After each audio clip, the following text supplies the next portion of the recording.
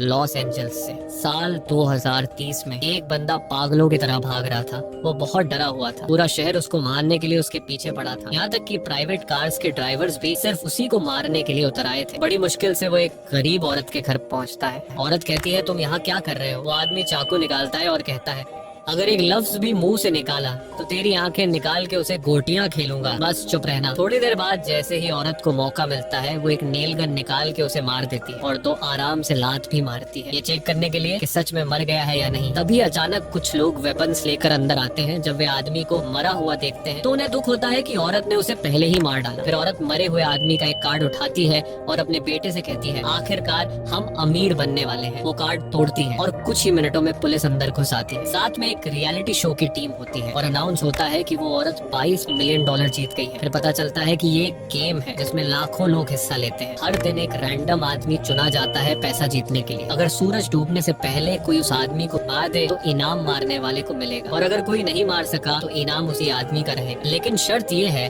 कि कोई आग वाली हथियार जैसे पिस्टल या राइफल यूज नहीं कर सकता। उसी दिन हमें एक लड़की दिखाई देती है, इसका नाम है कैटी। एक नाकाम एक्ट्रेस किस्मत आजमाने लॉस एंजलिस आई है ऑडिशंस के लिए। उसके साथ बैठी औरत कहती है, तुम बड़ी मासूम लगती हो, अपना ख्याल रखना बेटा, यहाँ लोग चोर हैं। कैटी कहती है, शुक्रिया नसीहत का, आप बहुत अच्छी लेडी है। औरत उसका हाथ पकड़ती है और कहती है, ऐसा मत कहो, तुम मेरी बेटी जैसी हो। चलो अब मैं यहाँ उतरती हूँ, गुड बाय। थोड़ी देर बाद कैटी जब अपनी कलाई देखती है तो वह शौक हो जाती है कि उस औरत ने उसकी घड़ी चोरी कर ली। कहती है वो औरत चोर है। वो अपने ऑनलाइन बुक किए हुए कमरे में पहुँचती है। कमरे को देखकर वह परेशान हो जाती है क्योंकि जो कमरा मोबाइल पर उसने देखा था वह तो बिल्कुल अलग निकला। कमरे की मालकिन कहती है, हम अलग अलग फोटोज का इस्तेमाल करते हैं ताकि ग्राहक को फंसा सके। जैसे ही कैटी बेड पर बैठती है तो बेड नीचे गिर जाता है, लेकिन वो मजबूर थी क्योंकि इस कमरे का किराया सस्ता था। उसके बाद एला का मंगेतर आता है और एला से कहता है, देखा कल का इवेंट, कल लॉटरी का इनाम होगा $600 मिलियन। ये सुनकर कैटी हैरान हो जाती है कि ये कैसा मुकाबला है। उसके बाद वो कहती है, मेरा दिमाग मत खाओ, कमरे की चाबी दो, मुझे सोना है। वो लोग चाबी देते हैं और कैटी जाके सो जाती है। अगले दिन सुबह कैटी उठती है तो चेहरे पे पानी टपक रहा होता है। जब वह छत की तरफ देखती है तो पता चलता है कि ऊपर वाले पड़ोसी का वॉशरूम है और जिन कपड़ों में ऑडिशन देना था वो भी खराब हो गए। वो एला को कॉल करती है, ये क्या बकवास है, उठती हूँ तो लोग मेरे ऊपर पेशाब कर रहे होते हैं, कपड़े भी खराब हो गए। एला कहती है, परेशान मत हो, मेरे कपड़े पहन लो, कमरे की अलमारी में रखे हैं। कैटी सच में वही करती है और ऑडिशन के लिए निकल जाती है। अब सिर्फ आधा घंटा रह गया है ऑडिशन के लिए। ऐसे ही वो ऑडिशन वाली जगह में एंटर होती है। वो देखती है कि वहाँ और भी लड़कियां ऑडिशन देने आई हैं।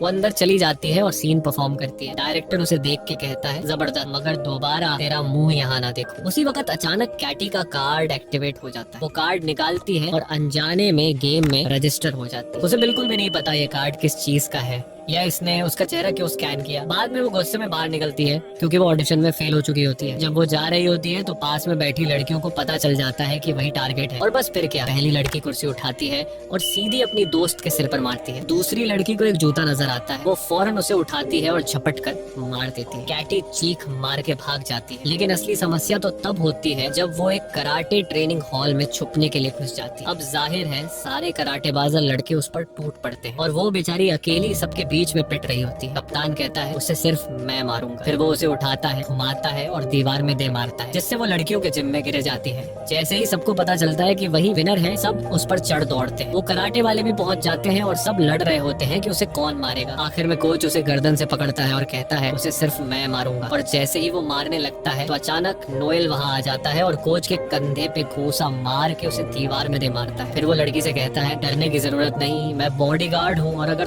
तुम मुझे 10% इनाम में से दोगी तो मैं तुम्हें बचा लूंगा। उसने कहा, ठीक है भाई, तुम्हें पूरा इनाम भी दे दूंगी, बस बचा लो। नोएल उसे अपनी कमर से बेल्ट के जरिए बांध लेता है ताकि उसे बचा सके। फिर वह सारे दुश्मनों को मार गिराता है। तब एक कमजोर सा लड़का आता है। नोएल उसे कहता है, देख, अगर मैंने तुझे मारा तो मुझे ही तरस आ जाएगा, 3 तक गिनती करूंगा, अगर नहीं भागा तो तू गया। वह लड़का तुरंत बोला, अरे सर, सलाम है आपको, और भाग जाता है। फिर वह दोनों बिल्डिंग से निकलते हैं और पता चलता है कि हर 15 मिनट बाद एक ड्रोन उसे ट्रैक कर रहा है ताकि बाकी प्लेयर्स को उसका लोकेशन मिलता रहे। उन्हें एक गाड़ी मिलती है, वह उसे लेकर वहाँ से फरार हो जाते हैं। लड़की नोएल से कहती है, ये कैसी गेम है जिसमें लोग मुझे मारने के पीछे पड़े हैं, मुझे इस गेम से निकलना है, कोई ना कोई हल निकालो। नोएल कहता है, हल सिर्फ एक है, तुम्हें शहर के लोगों से बचना होगा, अगर तुम निकलोगे तो मैं भी अपने 10% से हाथ धो बैठूंगा। लेकिन फिर उसे शक होता है कि नोएल शायद उसे मार दे और खुद इनाम ले ले। पूरा शहर उनके पीछे होता है। वो दोनों सेफ्टी हेलमेट पहन लेते हैं। तभी अचानक गाड़ी में एक लड़की घुस जाती है। वो चाकू निकालती है है और उसे मारने की कोशिश करती है। नोएल कहता है तुम गाड़ी चलाओ, मैं इसे देखता हूँ। फिर लड़की के सर को जोर से पकड़ता है। नोएल उसे एक जोरदार लात मार के गाड़ी से बाहर फेंक देता है, लेकिन आगे चलकर गाड़ी खराब हो जाती है और लड़की नीचे उतरती है और भागने लगती है। नोएल उसे पकड़ लेता है। वो कहती है सच सच बताओ,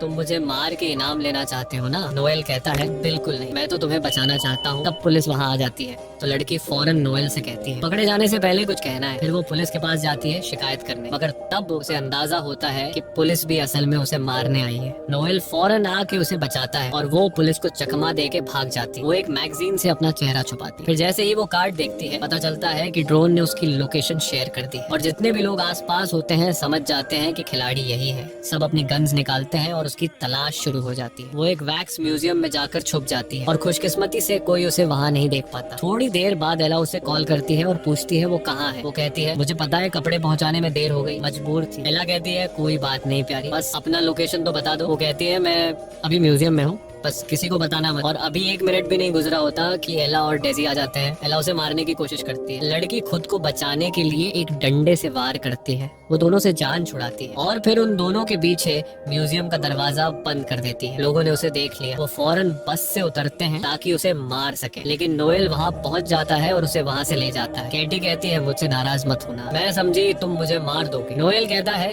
अब ये नाराजगी का वक्त नहीं, 3 मिनट बाद ड्रोन फिर से लोकेशन देगा, सब नीचे आ जाएंगे। कैटी कहती है कि हमें कोई बम प्रूफ पनाहगाह चाहिए जहां हम छुप सकेंगे। नोएल कहता है मिल गई। वो लोग एक बंदे जैक के पास जाते हैं जिसके पास अपने घर में एक सीक्रेट शेल्टर होता है, लेकिन जैक समझता है कि ये लोग चोर हैं और घर लूटने आए हैं। नोएल उसे समझाता है भाई चोर दरवाजे से आते हैं क्या? इतने में पीछे से एक बस आ जाती है जो लोगों से भरी होती है। टाइम कम होता है तो वो लोग जैक को धमकी देकर अंदर घुस जाते हैं, उसे शेल्टर का पासवर्ड मांगते हैं और जैसे ही वो अंदर जाते हैं लोग घर पर हमला कर देते हैं। तो कैटी जैक को तीर मार देती है ताकि वो बेहोश हो जाए और किसी को पासवर्ड न बता सके। और अब नोएल और कैटी आपस में बात करने लगते हैं। कैटी अपनी नाकाम एक्टिंग की कहानी सुनाती है और कहती है कि अब मेरा कोई भविष्य नहीं। फिर वो नोएल से पूछती है कि तुम हमारी मदद क्यों कर रहे हो? नोएल कहता है कि मेरे लिए सबसे अहम है लोगों की जान बचाना, पैसे मेरे लिए कुछ मायने नहीं रखते। इतने में एला और डेजी भी वहाँ पहुँच चुके होते हैं। एला जैक को उठाती है और मारने लगती है ताकि वो होश में आए। फिर उसे उठाकर स्विमिंग पूल में फेंक देती है। वो होश में आ जाता है और एला उससे पासवर्ड ले लेती है। नोएल और कैटी अंदर बहुत डर जाते हैं। नोएल एक दोस्त को कॉल करता है और कहता है कि इन सब लोगों के मोबाइल हैक करके उड़ा दो। दोस्त वाकई फोन्स को हैक करता है और ब्लास्ट कर देता है। सब जख्मी हो जाते हैं। ये मौका देखकर नोएल और कैटी वहाँ से निकल जाते हैं, लेकिन नोएल देखता है कि एक आदमी जल रहा है। वो पानी डालता है और अपने पैर से आग बुझाने की कोशिश करता है। वो आदमी कहता है कि भाई आराम से, मेरी टांग तोड़ दी तुमने। बाहर निकलते ही उनका सामना एक बख्तरबंद गाड़ी और ट्रेन गार्ड से होता है। गार्ड्स कहते हैं कि कैटी हमारे साथ चलो वरना हम तुम्हारी लाश ही ले जाएंगे। कैटी कहती है कि ठीक है, लेकिन मेरा बॉडीगार्ड भी साथ जाएगा। गार्ड्स वहाँ जाते हैं और वो सब गाड़ी में बैठ जाते हैं। कैटी कंफ्यूज रहती है कि आखिर वो लोग जा कहाँ रहे हैं। गाड़ी उन्हें एक एजेंसी के हेडक्वार्टर ले जाती है जहाँ उनकी मुलाकात लुइस से होती है जो एजेंसी का लीडर है। लुइस कहता है कि मैं हैरान हूँ कि तुम अब तक जिंदा कैसे हो। अक्सर लोग तो 15 मिनट में मर जाते हैं, लेकिन तुम सेफ हो। यहाँ तुम्हारी हिफाजत मेरी जिम्मेदारी है, लेकिन मुझे इनाम का 30% चाहिए। कैटी उसकी बात मान लेती है। फिर वे सब मेडिकल चेकअप के लिए क्लिनिक जाते हैं ताकि अपने जख्मों का इलाज करवा सके। इस दौरान कैटी नोएल को अपनी कहानी सुनाती है। वो कहती है मेरे पापा ने मुझे छोड़ दिया, मम्मी बीमार है, तभी से मैं कोई भी काम करती हूँ ताकि इलाज के पैसे जमा कर सकूँ। मैं यहाँ सिर्फ ऑडिशन देने आई थी, लेकिन वो भी फेल हो गया। नोएल कहता है मैं एक वक्त फौजी था और लुइस जो अभी बाहर है वो मेरी टीम में था। एक बार मैंने एक मिशन से इनकार कर दिया जिसकी वजह से पूरी टीम मर गई, बस लुइस बचा और तभी से